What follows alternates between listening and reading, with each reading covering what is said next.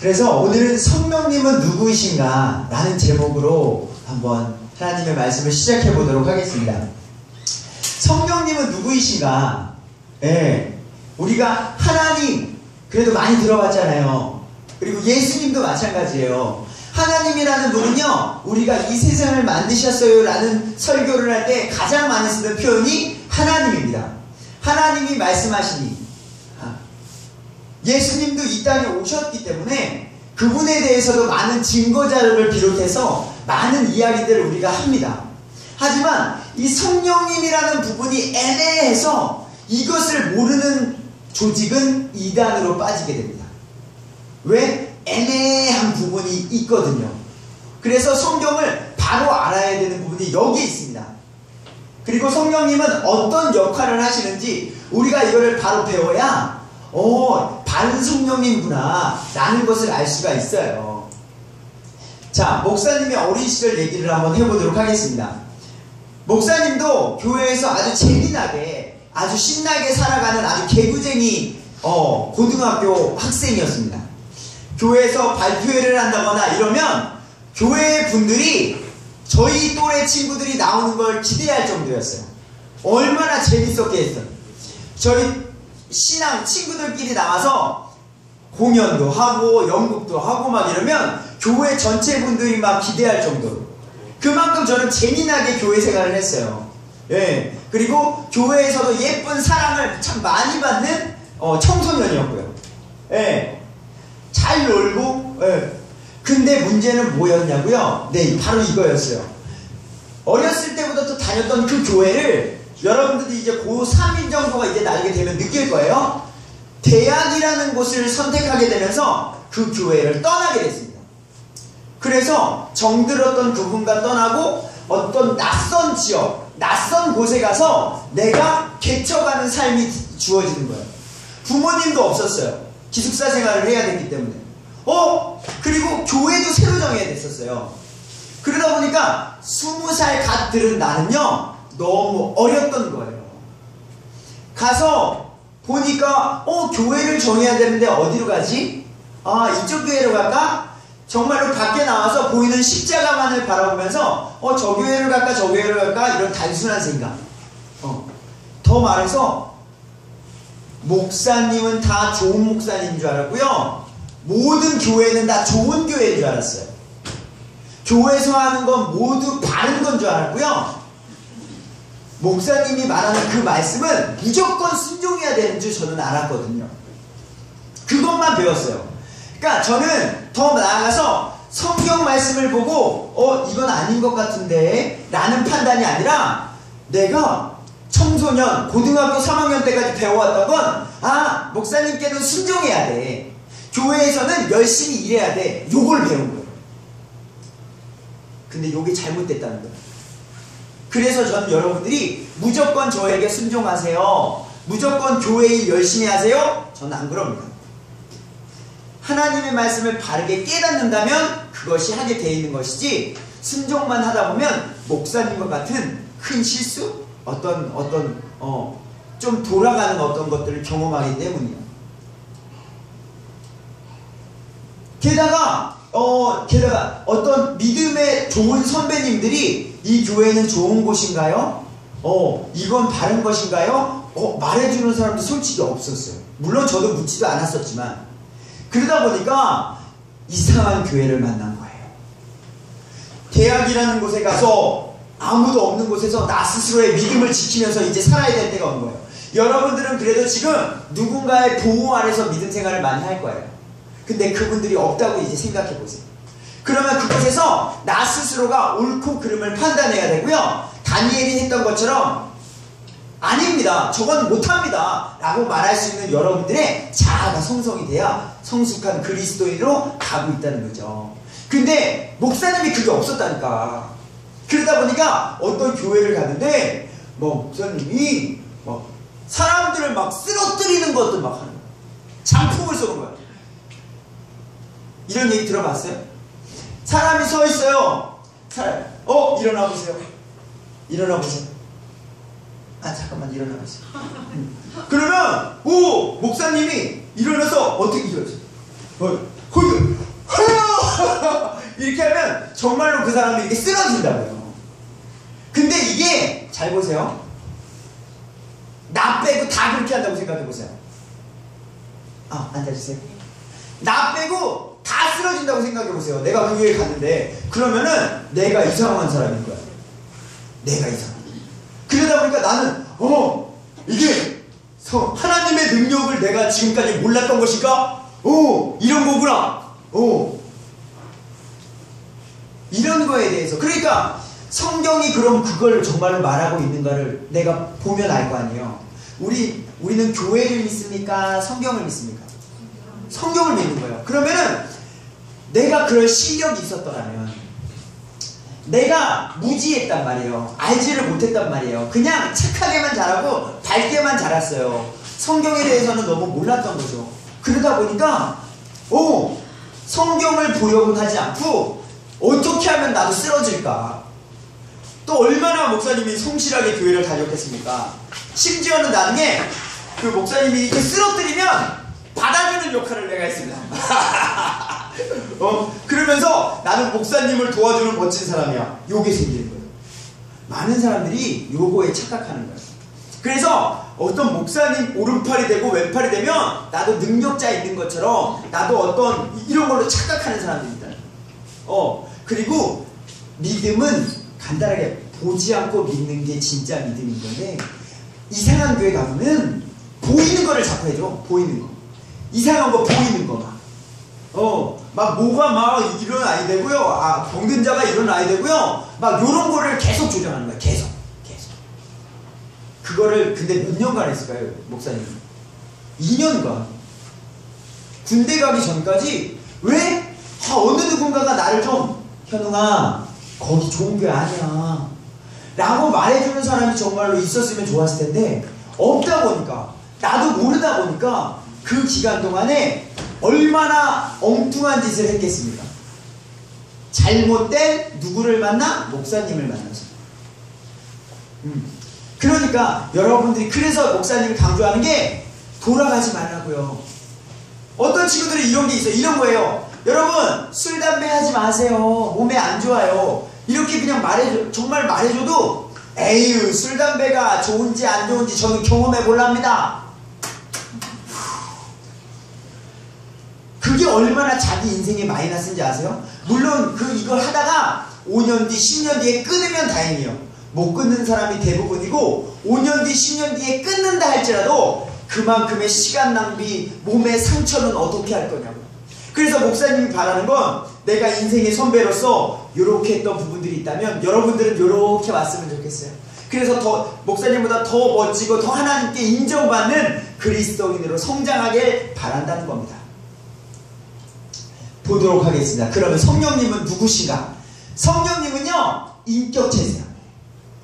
삼위일체라고 우리가 들어봤죠. 인격체세요. 그래서 함부로 특별한 경우를 제외하고, 특별한 목적을 제외하고요, 하나님은요 인격적이십니다. 그래서 예수님을 안 믿는 사람이 있으면, 야, 너 일로 와라. 머리끄댕이 잡고서 너 예수님 믿어.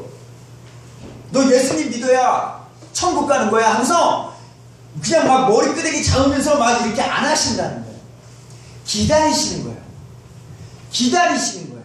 성령님은요 인격적이신 분이라는 걸 기억해 주세요. 그래서 사람이 봤을 때 이상한 행동을 한다는 거는 좀 성경적 맞는가 이걸 봐주세요. 그래서 그리스도인은 옷 입는 거, 말하는 거, 생각하는 거, 이런 것들이 바르다라고 느껴지는 사람이 아주 온전한 거예요. 근데 여호와의 증인 또는 어떤 지인 이런 데서는요, 성령님을 어떤 파워, 어떤 능력, 기라고만 자꾸 이야기하다 보니까 오해가 생기는 거예요. 오해가. 자, 이 부분 분명히 기억해 주세요. 성령님은 무엇이다? 인격체시다. 자, 자, 로마서 8장 27절에요. 성령님은요, 생각이 있으세요. 하나님의 뜻대로 성도들을 위해 중보해 주시는 분이에요. 성경 말씀을 보면요, 하나님의 뜻대로 우리를 위해서 중보해 주시는 그분이 성령님이시다. 그래서 우리 친구들 이번에 졸업하지. 나보다, 목사님보다 우리 친구들 더 잘 알아서 우리 친구들 이제 곧 중학교 졸업하네. 중학교 졸업하면은 이제 또 열심히 공부해야 되고 건강도 지켜야 되고 또 사춘기라서 많은 고민들도 있을 것이고 가정의 불평불만 이런 것들도 있을 텐데 그런 것들을 이미 다 아시면서 우리를 위해 중보해 주시는 분이 성령님이시라는 거예요. 우리 마음대로 조장하는 그런 분이 아니에요. 사람의 마음을 살피십니다. 또는 우리가 어떻게 생활해야 되는지 예수님을 믿는 사람들을 바르게 인도해 주시고 우리를 살피시고 도우시는 분이 그분은 의지가 있으세요. 성경님 이렇게 해주세요 해도 그게 하나님의 뜻대로 아니라면 안 해주시는 겁니다. 네. 근데 어떤 능력자들은 자기가 성령님을 끌어다가 온다니까요. 이상한 사람이 있어요. 그래서 자기가 성령님을 끌어다가 능력을 준다고 하는 사람이 있어요. 이런 사람은 정말로 나쁜 사람이라는 걸 기억해 주세요. 자기가 능력 있다고 교만한 사람들 나타날 거예요. 이제 살아가면서 보실 거예요. 그런 사람들은 아니구나 라고 하나님의 말씀을 기억해 주세요. 성령님은 의지가 있으신 분이세요. 자신의 뜻대로 우리 선물 각 한 사람 예수님을 믿는 사람들에게 우리 개역개정 성경은 은사라고 나왔지만요 기프트 선물이에요. 가르치는 은사, 말 잘하는 은사, 섬기는 은사, 선물 이런 것들을요 성령님께서 우리에게 주시는 겁니다. 성령님의 뜻대로. 그리고 금하신다. 바울이요 복음 전하러 복음 전하는 건 좋은 거예요, 나쁜 거예요? 지금 목사님도 우리 친구들이 전도하러 나간다 그러면 전 안 말려요. 근데 바울이라는 위대한 전도자가 아시아, 이 아시아는 우리가 말하는 지금의 아시아 아니에요.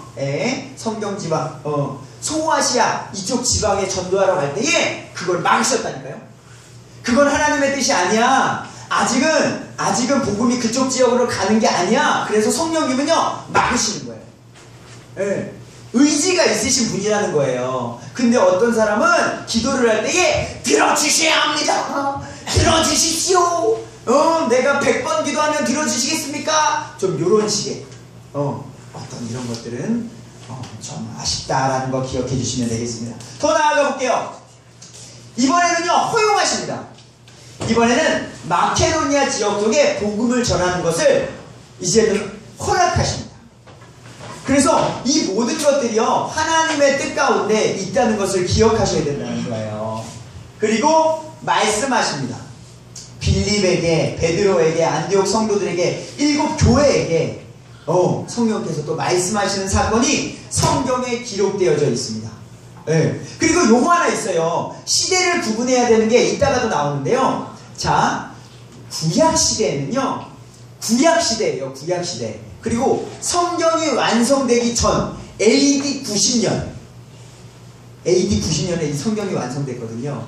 그 전에는요 직통계시라는 게 특별한 사람에게 주어졌었어요. 직통계시.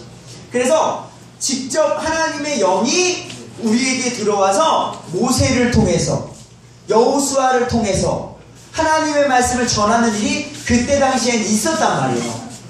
근데 지금은 성경이 완성된 이유는 그런 일은 없습니다. 알겠습니까? 자, 중요한 거예요. AD 90년 성경이 완성된 이후에 하나님께서 직통으로 사람에게 들어가서 그게 신사도운동이라는 잘못된 하나님의 교회가 있습니다. 그래서 거기는 성경을 안 봅니다. 성경을 안 보고 어떤 사람이 앞에 나와서 하나님께서 말씀하십니다. 하나님께서 가정으로 돌아가라고 하십니다. 하나님께서 말씀하십니다. 지금 그 친구와 화해하라고 말씀하십니다. 하나님께서 말씀하십니다. 집에 있는 헌금, 집에 있는 어떤 귀한 것들을 하나님께 바치라고 하십니다. 이런 식으로 해서 아주 사람들을 현혹시키는 다른 복음을 전하는 사람들이 이 세상에 있다라는 것을 기억해 주시기 바랍니다. 자, 그리고 사랑하십니다. 신자는 아버지와 아들과 성령에게 사랑을 받고 또 슬퍼하시기도 합니다. 예, 그래서 여러분들이요, 예수님을 정말로 믿는 사람들은요, 내 안에 계신 성령님께서 슬퍼하시는 걸 아마 느끼실 겁니다. 예, 예. 그래서 우리 안에 계신 그 성령님이 정말로 슬퍼하고 애통하신다는 게 성경에 있습니다. 그리고 기도하신다. 아까도 말했듯이 우리를 위해, 때로는 내가 기도 못하는 부분이 있어요, 어려서. 하지만 우리 성령님께서는 우리를 위해서 중보해 주시는 분이시다, 인격체시다.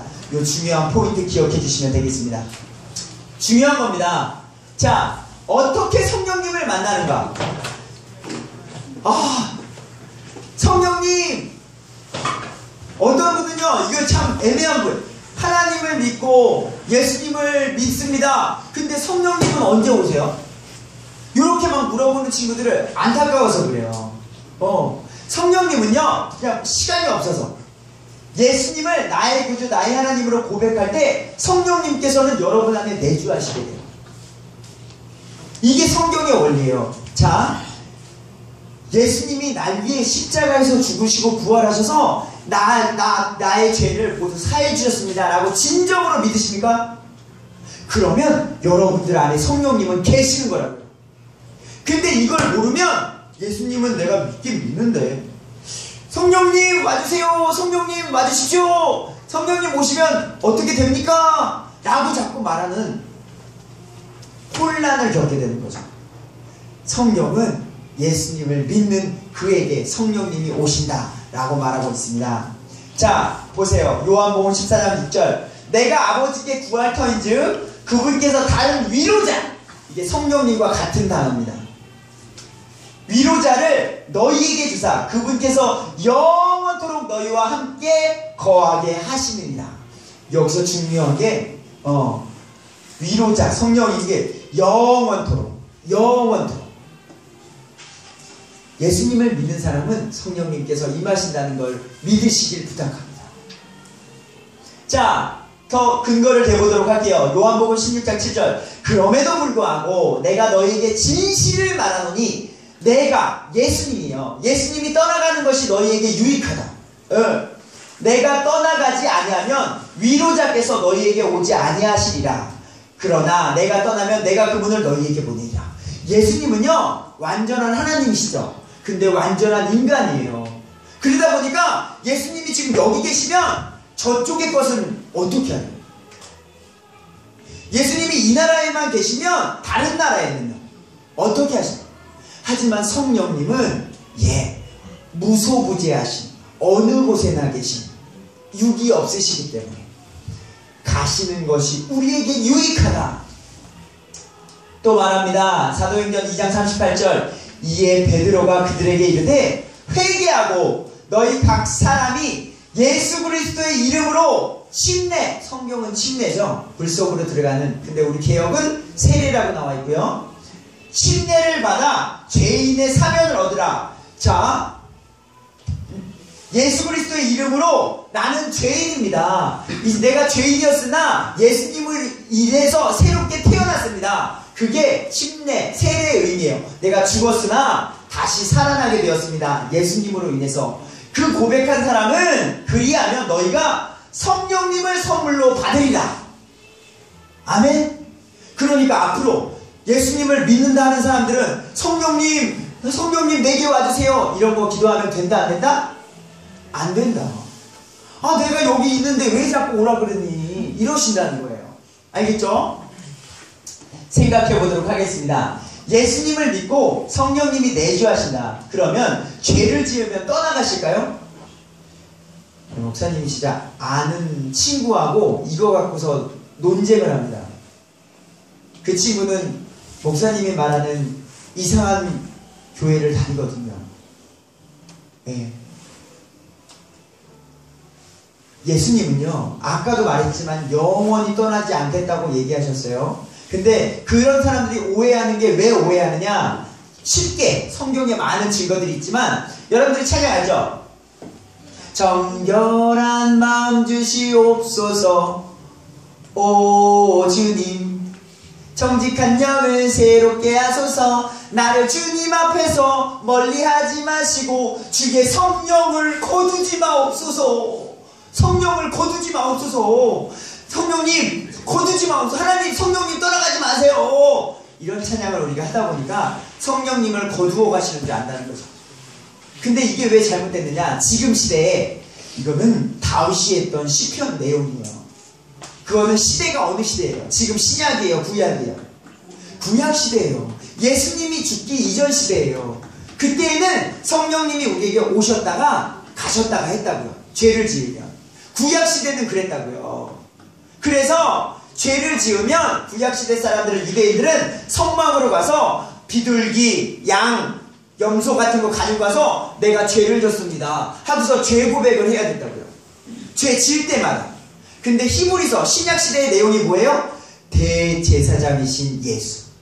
이제는요, 예수님이 동물 이런 잠시적인 그 희생제물이 아니라 영원한 희생제물이 되어주셔서 이제는 하나님께로 어느 누구나 나갈 수 있다는 거예요. 어느 누구나. 이제는 잠시 너희가 성막에 들어가서 이런 희생 제물을 드릴 때 성령이 임했던 그것들이요, 예수님이 죽으심으로 말미암아 이제는 성령님이 영원히 함께 하시는 거라고요. 근데 이거를 믿느냐 안 믿느냐가 중요하다는 거죠. 그래서 이런 찬양은요, 솔직히 요즘 부르면 안 돼요. 아니면 바로 알고 부르셔야 돼요. 계속 이 찬양을 부르면서 어린 친구들 또는 이걸 모르는 성령님 떠나가지 마시옵소서 라고 한다니까요. 자연스럽게. 또는 두 번째 찬양이요. 요것도 요즘 부르는 거예요. 내 너를 떠나지도 않으리라, 내 너를 버리지도 않으리라. 둘 다 요즘 부르는 찬양인데, 하나는 성령이 떠나가고요, 하나는 너를 버리지 않겠다는 거예요. 이거를 구분해야 된다는 거예요. 그러니까 요거는 어느 시대? 구약 시대. 야, 요거는 어느 시대? 예수님이 죽으신 후의 신약 시대. 알겠죠? 요거를 기억하시면 돼요. 그리고 큰 오류에 빠지지 않는 거예요. 팁 하나. 신약은 언제부터일까요?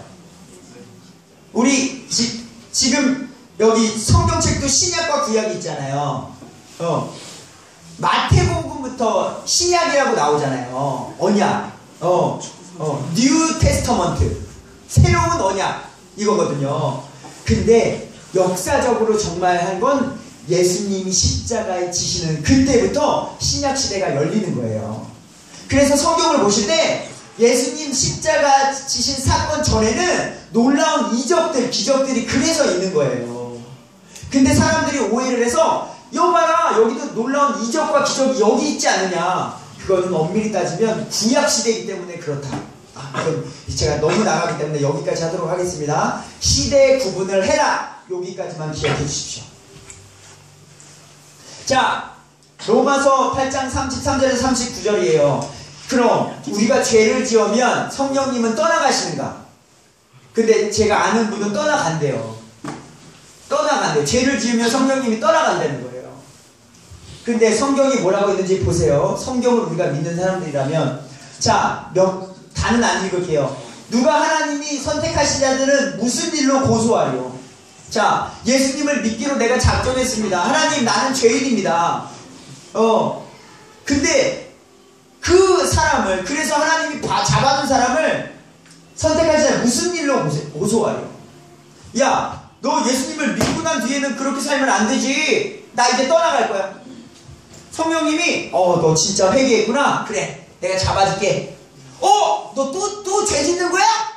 난 그럼 떠나갈 거야. 이게 하나님이신 것 같아요. 근데 그렇다는 거예요. 다른 사람은. 의롭다 하신 분은 하나님이시라는 거예요. 영원히 불변하신. 목사님은 그럴 수 있어. 야, 너 진짜 너 저번에 약속해놓고서 너 왜 약속 안 지키냐? 삐졌어. 목사님은 삐질 수 있단 말이에요. 사람이기 때문에.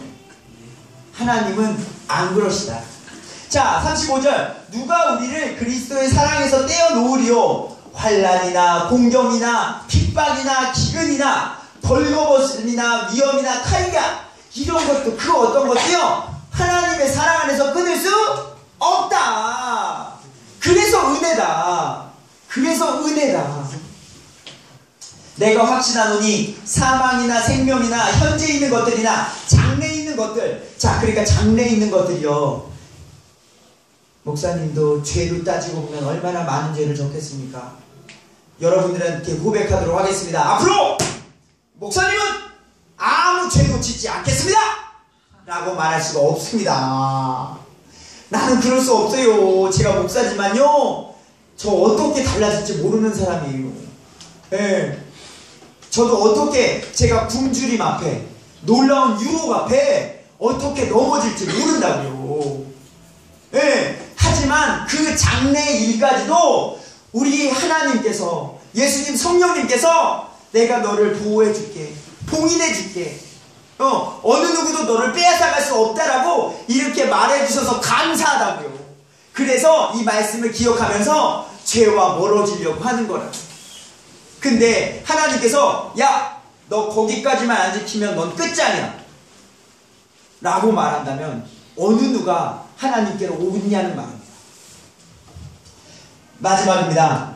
높음이나 기쁨이나 다른 어떤 피조물이라도 능히 우리를 그리스도 예수, 우리 주 안에 있는 하나님의 사랑 안에서 떼어놓을 수 없다.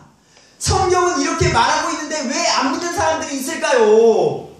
성경을 믿는다면. 근데도 막 성령님은 떠나가신다는 거예요. 안타깝죠.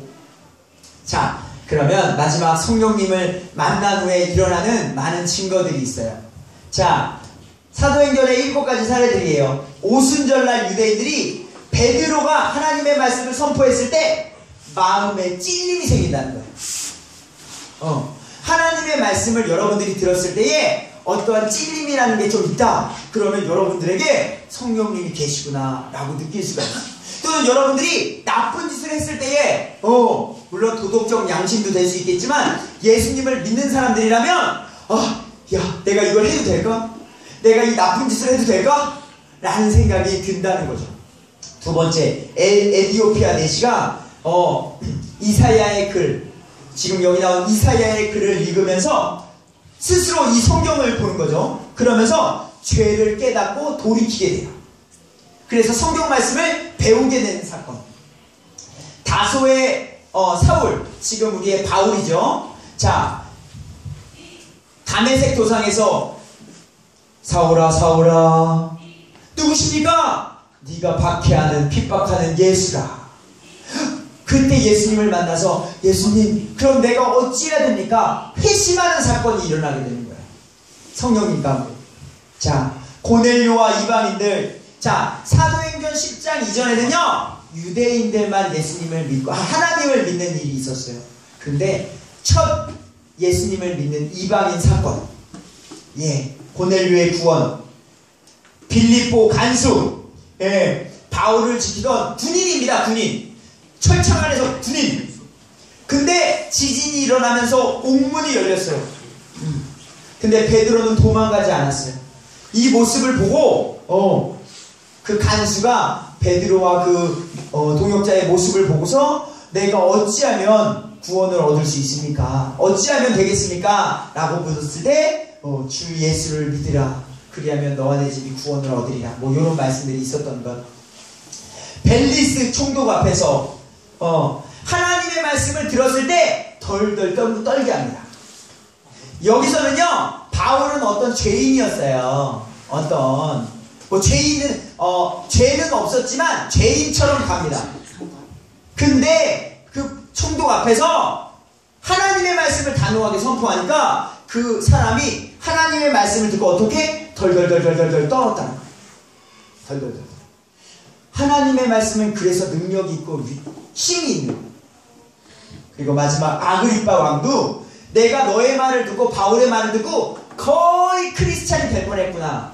여러분 이 말 기억해 주세요. 하나님의 말씀을요 100%로 믿는 사람이 그리스도인인 거예요. 근데 여기 아그리빠 왕은요, 야, 네가 언변에 뛰어나고 네가 말하는 게 진짜 같아서 내가 almost 크리스찬, 거의 크리스찬이 될 뻔했다. 근데 이 사람은 결국 예수님을 믿었을까요? 안 믿었을까요? 안 믿었다고 합니다. 아주 엄청난 실수를 한 겁니다. 지금 어디에 있을까요? 무시무시한 뜨거운 곳에 있겠죠. 여러분, 지금 예배당에 오셨잖아요. 그리고 하나님의 말씀을 조금씩 배우고 있잖아요. 그래서 거의 크리스찬이 아니라 온전한 크리스찬이 되길 간절히 부탁드립니다. 결론 맺도록 하겠습니다. 성령님은 인격체이시지 기나 어떤 파워 이런 게 아니다. 성령님은 능력이 있으신 거예요. 성령님의 능력이 있으신 거지, 능력, 어떤 기. 그래서 다른 종교들 보면요, 다 이거예요.